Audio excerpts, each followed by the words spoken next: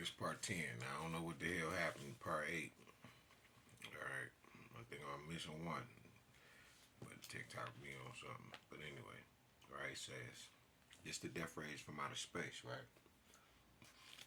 So it says in a theory, anthropologist John Hawkes calls death rays from outer space. Researchers John Perry Valle and Helene Veladis proposed that geomagnetic excursions at 40,000 and 32,000 years ago weakened the ozone layer, thereby irritating, right, or irradiating the Neanderthals with extra ultraviolet light from the sun, weakening their health considerably, considering the possibility that Neanderthals may have been light-skinned. This makes sense. Meanwhile, the Elbrus volcanic eruption 38,000 BC had negative effects on the health of Neanderthals living in the caves of the Caucasus Mountains in southeastern Europe. But they apparently recovered, making more weapons and increasing their activity until a second larger eruption, 30,000 BC, finally killed off Neanderthal populations from the Caucasus to Central Europe.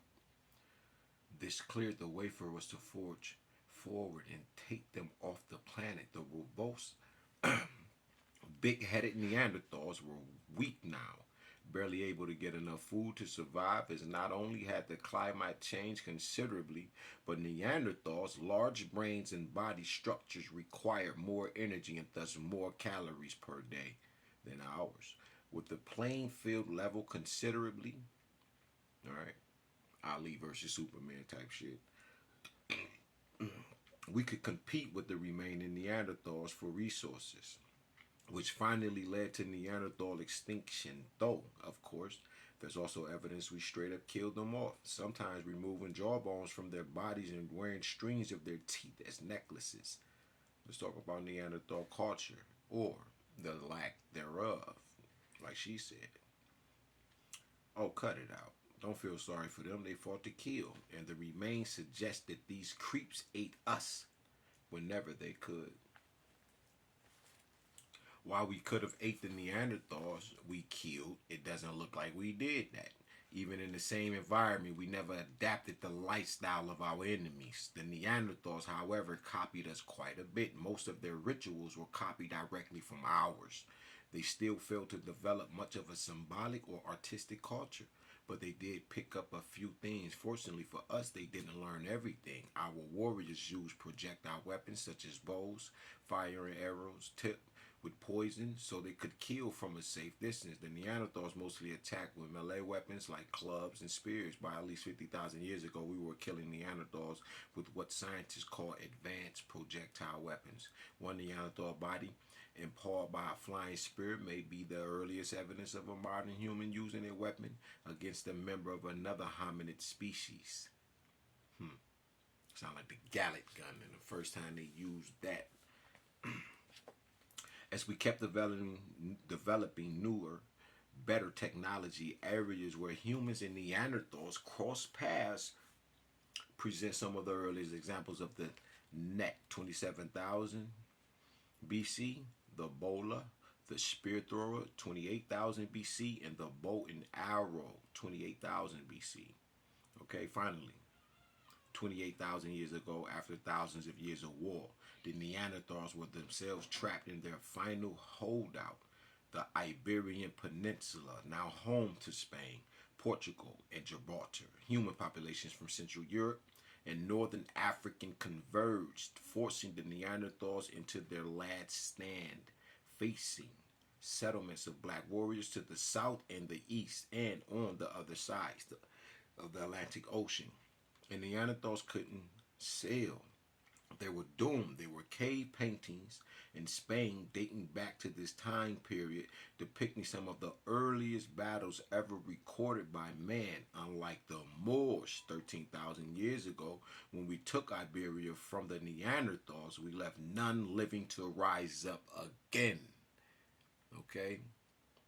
And you already know about that. right? I forget what the name of the tapestry is. Shout out to God Energy. But it is extinction.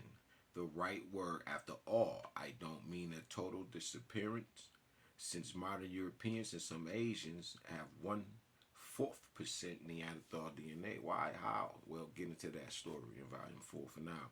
If you consider yourself black, it's more reasonable to consider Neanderthals the enemy of your ancestors than to consider them your ancestors.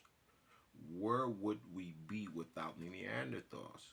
You know, still, no matter which way you slice the genetic record, the Neanderthals were critical to human history. I'll explain why. Scientists are still debating what exactly led to the rapid development of humans in their years, leading up to the out of Africa migration. Some say that humans didn't become advanced until they reached Europe, where we've dug most of the evidence, prehistoric artwork and whatnot. The racist theory has finally been disproven by recent discoveries of even older artifacts in Africa, where modern archaeologists have barely begun digging seriously. Other scientists have credited our rise to the invention of language, which is also flawed. Language has been useful, but we were doing a great deal before there's evidence we use written or spoken language of any kind. Still, others have looked at the invention of fire or stone blades, which they say gave us some sort of competitive advantage over the animal kingdom. Again, there's clear evidence. That just made me think about when animals were able to use weapons. We had those things long before 50,000 years ago, and there's evidence that we didn't need or depend on those things in a way many anthropologists think. In fact, some societies gave inventions like the bow and arrow or shot, no pun intended, thousands of years before they later caught on. Obviously, we only use inventions when the demand arose on a widespread level in our societies, not the other way around. The idea that we discovered an invention and it changed the way our whole society worked.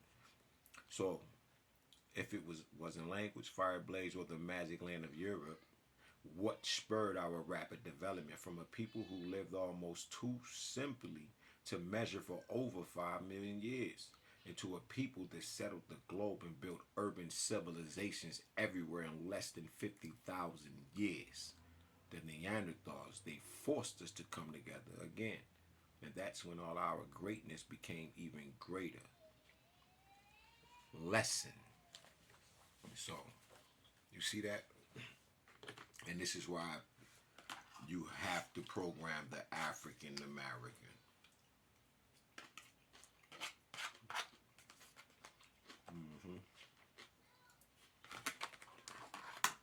Because all we're known for, the African in general, pressure bust pipes, but it creates diamonds. It's designed to destroy nomads. I'm sorry for your loss, I guess. You know, Neanderthals got a bad rap. See that? See how she's praising? She's praising. Makes you wonder. So I was saying in the other one. You get it? Who are your ancestors? That is deep. You know, they got a bad rap. But I just went through a whole little piece of history for you. I mean, people talk about them like they were dumb, but, you know, it turns out they made tools, they made clothes, they made medicine out of plants, they even made art, little flower necklaces, and meaner than them, us. Oh, yeah? And we raped and murdered them out of existence. Look at that. We raped and You get where I'm murdered. going That's here, probably Taylor? what y'all did, though. It took nearly a decade to build Nomad. So this is our last chance at winning the war. But if they get this Alpha O weapon online and destroy That's what Nomad, they did. they win. And we go extinct. You're the only one who knows the layout of that lab. Maybe you can help us.